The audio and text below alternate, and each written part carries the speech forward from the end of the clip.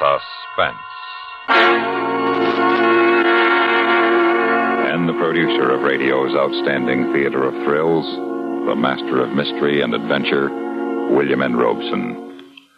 They say there's a thin line between love and hate. And if it's true that it's love that makes the world go round, perhaps hate could bring it to a standstill. It's been tried with rather tedious frequency for the past several thousand years, and if the haters keep at it, they may finally make it. Unless, as in the upcoming play, love once more triumphs. Listen then, as Charles McGraw stars in 227 Minutes of Hate, a tale well calculated to keep you in Suspense. You look at the calendar hanging on the wall, and you wonder if it's you or the day that makes it look so uninspiring. And you decide it's the calendar. They just aren't making good calendars anymore. You squirm around in your chair and take a look at the clock. 11:44. 11:44 of a Friday morning that shouldn't have happened. It's that dull. You swing back to your desk and pick up the phone. Detective Bureau, Lieutenant McDougal speaking. Hello, Lieutenant. This is Bill Rand out at the Hillway Airport. Yes, Mr. Rand, what can we do for you? Well, I want to report a stolen plane. I see. A what? An airplane. It's been stolen. I want to report it. Well, now, look, Mr. Rand, we take reports on stolen articles here, cars, things like that, but a stolen airplane... I know there isn't much anyone can do about a stolen plane, but the trouble is, it's in the air. Well, that figures. The man who's flying it can't fly. Well, in that case, you have nothing to... What? I tried to stop him, but he had a gun. Oh, now, just a minute, Mr. Rand. Suppose we begin at the beginning. Well, this guy, he goofs around the field all the time, one of those hangar flyers. But today he showed up around 11 o'clock and said he decided to start taking lessons. So, Hold it, Mr. Rand, just a moment. Frank. Yeah, Mac. Get on the extension and take this report. Okay. Now, Mr. Rand, what was the man's name? Regan. Charles Regan. His address? 423... Excuse me, Mr. Rand. My other phone's ringing. You go ahead and give the report to the sergeant. I'll be back with you in a minute. Okay. Hello. Detective Bureau, Lieutenant McDougal speaking. Oh, yes. Yeah, now, wait a moment. Where are you calling from? Yeah, I see. Yeah. Yeah, all right. Yeah, all right, fine, Mrs. Stevens. We'll see what we can do right away, and thanks for calling. Mr. Rand. Yes, Lieutenant? I think we found your plane. Oh, that's great. Where is it?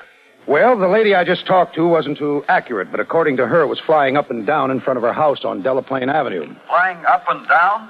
Well, that's the lady's way of putting it. I figure what she meant was that it was buzzing the street in front of her house. Good Lord, Lieutenant, he's liable to crash that thing. You got to do something. Yeah. Yeah, I think you're right, Mr. Rand, but there's only one thing I'd like to ask you. Yes? What would you suggest? Yeah, the man's right. You got to do something. But what? Reach out with a long arm and pluck the plane out of the sky? Put out a call to the radio cars and tell them to bring in an idiot in a stolen plane? You look at the report that Frank's taken and you try to figure out your first move. Any move. Here's the fellow's name and address. Yeah, it's probably a phony. No, I don't think so, Lieutenant. Rand said he got it off the man's driver's license. Yeah, well, we can take a run out there, I guess, but it isn't going to help us to get him down. Did Rand say anything to you about why he thought the guy wanted the plane? No. He said he acted fine until they got out to the takeoff line and warmed up the engine. Then he said the guy suddenly pulled this gun out and shoved it in his ribs and told him to get out. Mm-hmm. So he got out. What would you do, Lieutenant? I'd get out. I'll get it with you, Frank. Yeah. Detective Bureau, Sergeant Kelly speaking. Yes, sir. Yes, we've already got a report on that, sir. Where are you calling from? The courthouse? Yes, sir. Yes, we'll do all we can, sir. Thank you. Now what? Plane just rolled its wheels on the roof of the courthouse. They got a panic on their hands down there. All right, Frank, get out a bulletin to the civil defense people. Alert the fire department, the sheriff's office, all of our cars. Tell them what we've got and to expect anything. I'm going to see if the Air Force can help us. You grab your phone and call the air base on the edge of town. It takes a little doing, but finally you get a colonel who's interested but firm. Look, Lieutenant, I assure you we'd like to help, but what can we do? Well, I thought maybe you could scramble a couple of your planes and, well, sort of head him off, make him go away from the city. I'm afraid our jets can't fly that slow, Lieutenant. Yeah, I see what you mean. Only somebody's got to do something to get this guy down before he kills a lot of people. Has he got a radio in his plane? I don't know. Wait a minute. Hold on a minute, Colonel. Frank, did Rand say anything about a radio in the plane? He didn't mention it, Lieutenant. We don't know, Colonel. Well, I was thinking that if he had a radio and he had it turned on the tower frequency, we could contact him from here. At least talk to him. Well, look, can you try it? If you can get him, maybe we can make him see what he's doing. What's the number and make of his ship? Wait a minute. I got it here in the report somewhere. Oh, yeah, here it is. It's a Cessna single engine, number N4091. Is that what you want? That's it. If you want to wait on the phone, I'll have the tower put out a call right away. Yeah, fine. I'll wait. You sit there waiting for the colonel to come back, and the minutes tick by, and you try to figure out some way to do this thing right, and you can't. If he has a radio, if he has the radio turned on, why would he have it on? You listen to the phones, and you hear Frank and the other people in the office taking calls. They're coming in faster now, and they're all about the same thing. An airplane with a fool in it who seems to be trying to kill himself. Trying to kill himself, of course. But you can talk suicides out of it. You've done it more than once. Then the colonel's back on the phone again. No luck, Lieutenant. He either doesn't have a radio or he doesn't have it turned on. We called him on all the frequencies and there was no answer. I'm sorry. Yeah, well, thanks for trying anyway, Colonel. You might keep calling. I'll do that. And if we raise him, where can we reach you? Call the Detective Bureau and ask for me. They can get me in my car if I'm out. And thanks, incidentally, very much.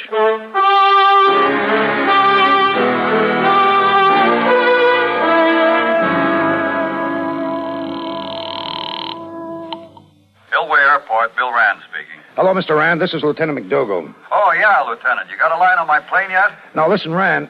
Did that ship have a radio in it? Yes. Well, good. Was it turned on? Yeah. You sure? Well, sure, I'm sure. I turned it on myself. Well, the airbase tower's been trying to reach the plane. It doesn't answer. It doesn't that? Oh, wait a minute. I remember. While we were taxiing out to the flight line, I turned it down. Why? Well, I'd already gotten tower clearance. Oh, but if it's on, why can't this character hear it? The engine noise would be too loud. Oh, great. Okay, Mr. Rand, thanks. Frank. Yes, Lieutenant. We can't do anything here but answer phones. Let's take a ride out to the guy's address and see what we can find. Maybe he's got a wife that can tell us something. Such as what? Such as how do I know such as? But we can't sit around here waiting until he's crashed. At least we might find out why he's doing what he's doing. Okay, Lieutenant. Come on, let's go.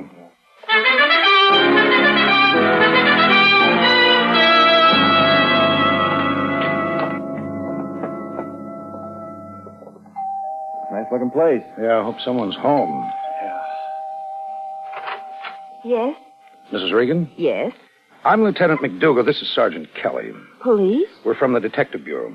Your husband is Charles Regan? Yes, that's right, but... I wonder if we could talk to you for a moment, Mrs. Regan, about your husband. Well, yes, of course, but is something wrong? Is he hurt?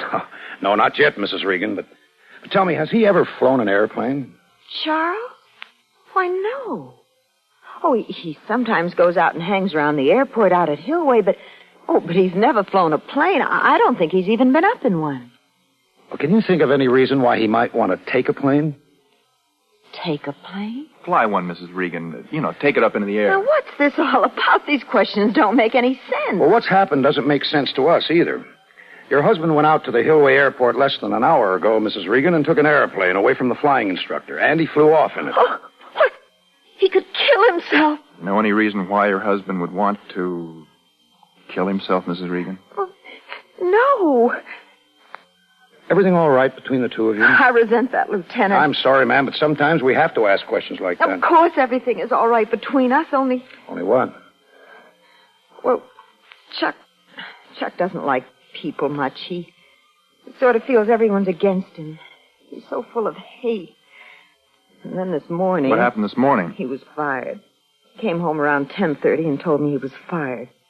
Where did he work? At the television station. What kind of work did he do there? Well, he's sort of an idea man. He thinks up scripts and ideas and all. He has a lot of talent. I'm sure he has, ma'am. Somehow they just don't appreciate him. When they fired him this morning, it was the last straw. It was like somebody I didn't know. I'll show them, he said. I'll show them I hate them. I hate them all. Does he hate you, Mrs. Regan? Oh, no, Lieutenant. No, Chuck loves me. Oh, no, I can't believe it. Of course, my husband was upset, almost sick maybe, but he wouldn't do anything like this. Wouldn't he? Well, look up there. N4091. That's the plane, Lieutenant. Is that your husband, Mrs. Regan? Yes, I can see him. He's waving to me. Chuck! Chuck! Chuck!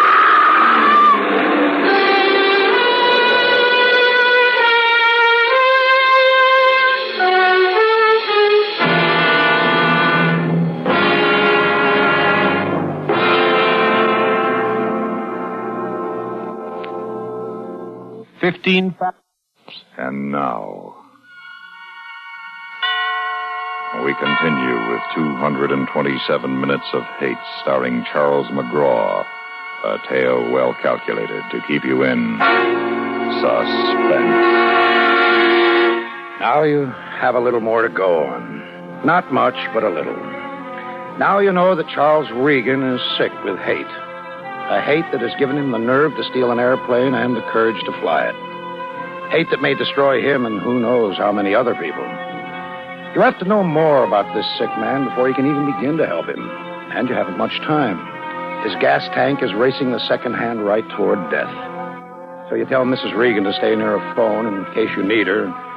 And your next stop is the television station where Regan was employed up until this morning. The picture becomes a little more clear as you talk with the station manager, Carl Van Alden. He must be crazy. He's got to be. Why did you fire him, Mr. Alden? I didn't fire him. I let him go. Why? Well, don't you try to implicate me in this insanity. But why did you let him go? He couldn't cut the mustard. Well, I understand from his wife that he had a lot of talent. Well, I'm the judge of talent around here. And in my book, if I ran this station on the judgment of housewives, I wouldn't be in business very long. Has Regan been back around here yet? Back here? You said he was up in the air. Well, that's exactly what I mean. Back around here in that plane. Why should he come back here? Well, I've got the impression that Regan's awfully sore at someone. And my hunch is that someone is you. A man has the right to run his business as he sees fit. Oh, of course, Mr. Van Alden. And a man has a right to get mad about the way you run your business. Now, if the man is mad enough to go out and steal a plane, he can't... Crazy enough, you mean? Perhaps. If a man is that mad, I got a funny feeling he wouldn't stop there. What are you driving at? I have a feeling that a man that full of hate would... Well, he would go for the man who hurt him. Hurt? Yeah, hurt. Like the guy who fired him. If I were that mad, I might even fly my airplane into the building where he worked. Nonsense. Well, maybe. But if I were you, I'd start thinking about evacuating this place. Evacuate? Evacuate the building? Why, that's absurd. Not if someone's thinking about flying an airplane down your throat. Lieutenant McDougal, you're a policeman. Naturally, you think of things from your point of view. But think of mine for a minute. I thought I was. Oh, I don't mean my personal safety. I have a public trust. I must stay on the air. And then, well, think of the miserable publicity the station would get if all of a sudden, in the middle of a broadcasting day, I shut down and ordered everyone to leave the building. Why, it could be embarrassing. It could be pretty embarrassing, Mr. Van Alden, if you didn't order your people out and your former employee flew his airplane right through your roof and killed them all. He wouldn't dare. He might. Well, I won't do it, Lieutenant. I will not be intimidated by a crazy man. Besides, I don't think he has the nerve. He had the nerve to steal the plane, and he's sore at you. And he's flying around over the city like a punch-drunk moth. You don't think he'll do it? Well, I do. And I hope above everything else that I'm wrong. I'll put out some bulletins, Lieutenant. Warn the people about what's going on. I'll use what facilities I can, do a public service job, but I will not order an evacuation. That I will not do. Okay, at least it might have. Good Lord. You got an antenna on the top of this building, Mr. Van Alden? Yes, of course. Two of them, as a matter of fact. Well, I think your friend just flew between them. He flies pretty good for a guy that doesn't know how to fly. But he can't do that. He might hit them. He might even want to, if he's as sore at you as I think he is. Well, you've got to do something. Yeah, I know. In fact, I heard that somewhere else today, and you know what, Mr. Van Alden? What? I'm beginning to get a little tired of it. Yeah, you're getting a little tired of it, and very tired of Van Alden. You can almost begin to feel sorry for Regan. But then he makes another pass in 2 hours, and you forget about being sorry for him. Matter of fact, you start thinking about getting out of there. Then Van Alden's secretary buzzes him and says there's a phone call for you, and you pick up the phone, and the colonel of the Air Force. I'm glad I found you, Lieutenant. We've made contact with the plane. You have? Yes, we got on the radio. He answered our call, and we've got him on the tower frequency. Look, that's great. Now just keep him occupied. Keep him talking. Say anything to keep him from thinking up new stunts in that thing. Can you do that? We can try, Lieutenant. I'll be there as fast as I can make it.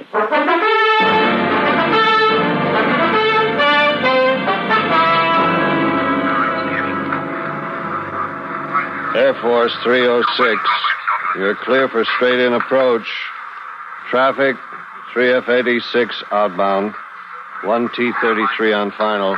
Over. Roger, clear for straight-in approach. Air Force 306. Hello, Lieutenant. I'm glad you got here so fast. You still got him, Colonel? Yeah, we've been talking to him.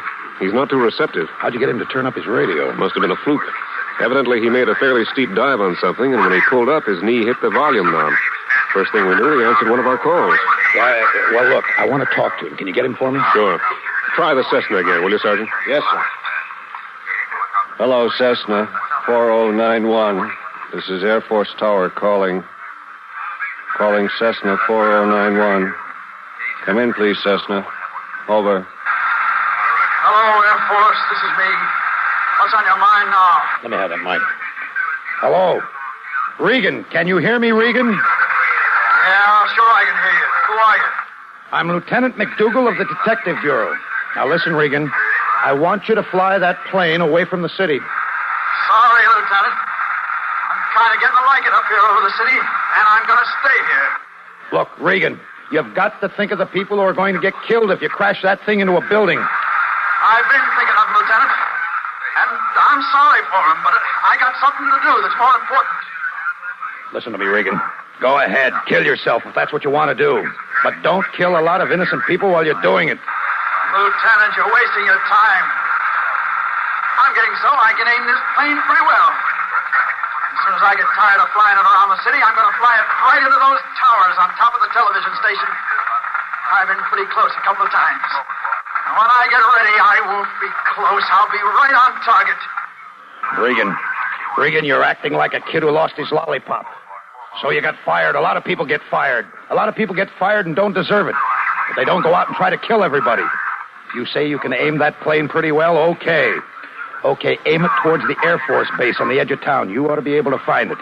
We'll get the crash trucks out, and we'll do everything we can to... Save it, Lieutenant, save it. If you want to use those crash trucks, send them over to the television station. I'll give them a show they won't forget for a long time. Now, knock it off. You bore me. Regan! Listen, Regan! Answer me! His radio's still on, sir. I can hear the carrier hum. Yeah. Frank? Yeah, Lieutenant. Get on the phone and tell the boys to start evacuating the television station immediately. Right. And ask Radio Central to get a car to Mrs. Regan's house and bring her out here. Tell them to hurry. Maybe she can talk some sense into him. You light a cigarette and stand in the control tower listening to the babble of voices from the sky. And you try to think what you've left undone. The clock says 2:14. 2 hours and 29 minutes since that phone call that started this nightmare. And you're no better off now than you were then. You suddenly think of Rand's report and the words gas aboard, approximately 3 hours. If he'd only run out of gas in the country somewhere, but you know he won't. You know he means what he said about flying down into the towers. And you begin to get scared.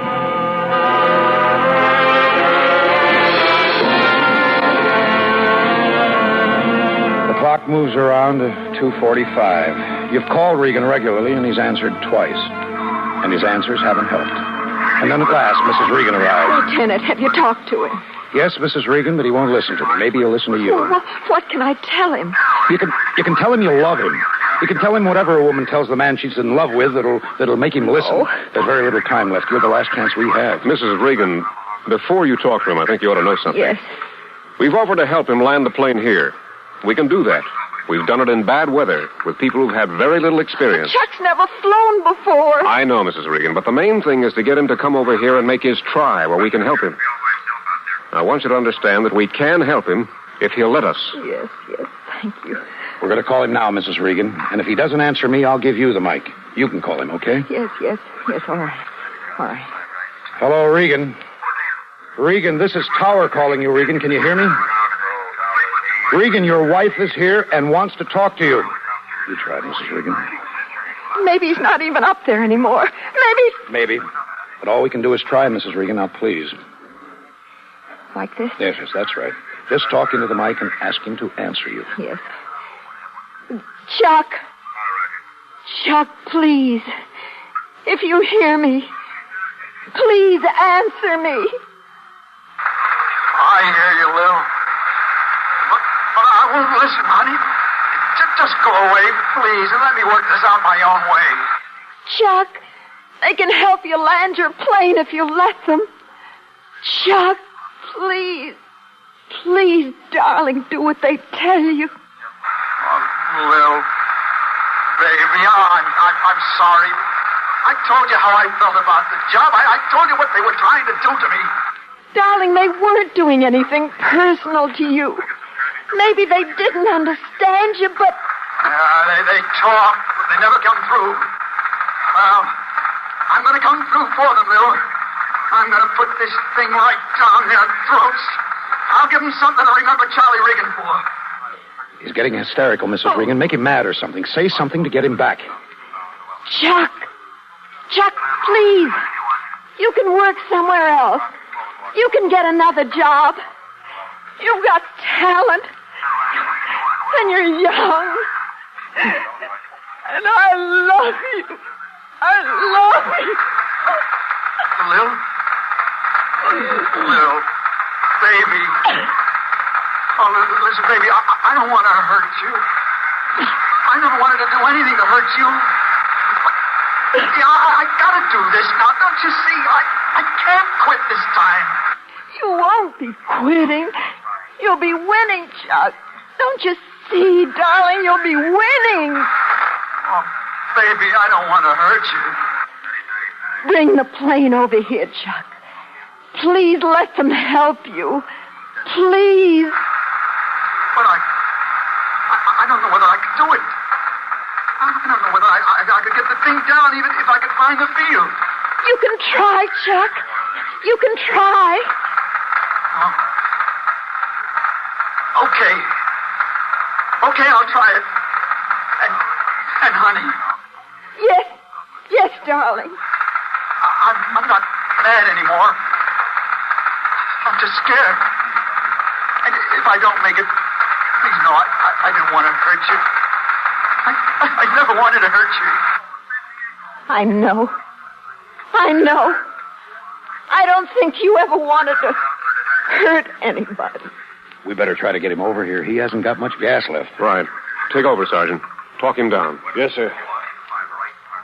Hello, Regan. Can you read me? Can you hear me all right? Yeah. I can hear you. Okay. Now, I want you to do just as I tell you. First, climb slowly up to 3,000 feet. Can you do that? Yeah. I think so. The thing says 1,500 now. Is that the right one? It should be. Watch it as you climb and see if it goes up. Yeah, I've been watching it. It goes up and down when I do. Okay, that's the one. Now, can you see the field from where you are? Look around carefully and see if you can see a big spread-out field with several runways.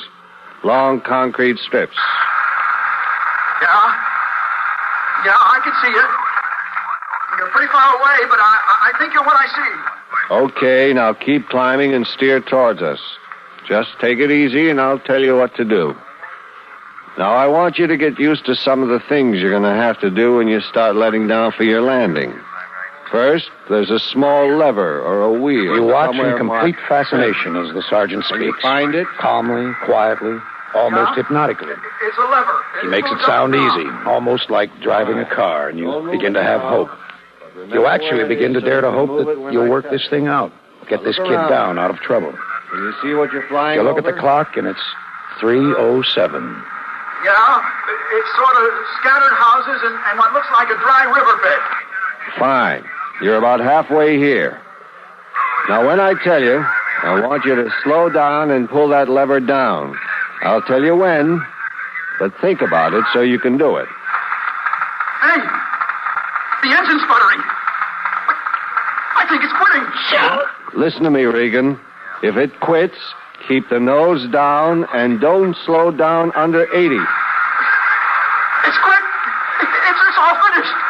Head for the river bottom. Keep the speed at 80 and head for the river bottom. If you can get there, slow down by easing back on the wheel and let her lose speed when you're right on the sand. I can't do it. I don't think I can do it. Chuck, please try. Please. I love you. What's his chances, Sarge? He could make it. He could make it if he remembers to kill his speed. I don't know. Don't worry, he'll make it, Mrs. Regan. I'm sure he'll make it.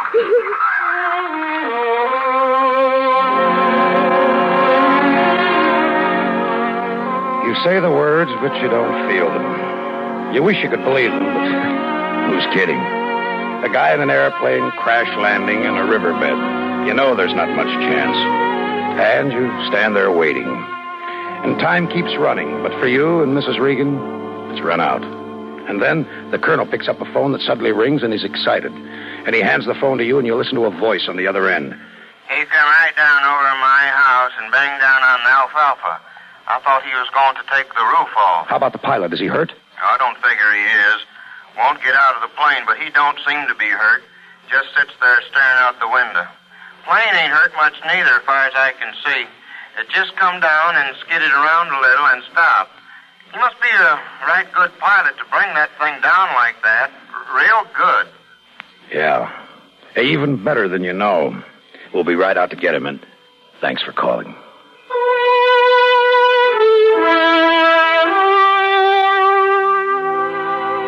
Well, you hang up the phone and reach for a cigarette.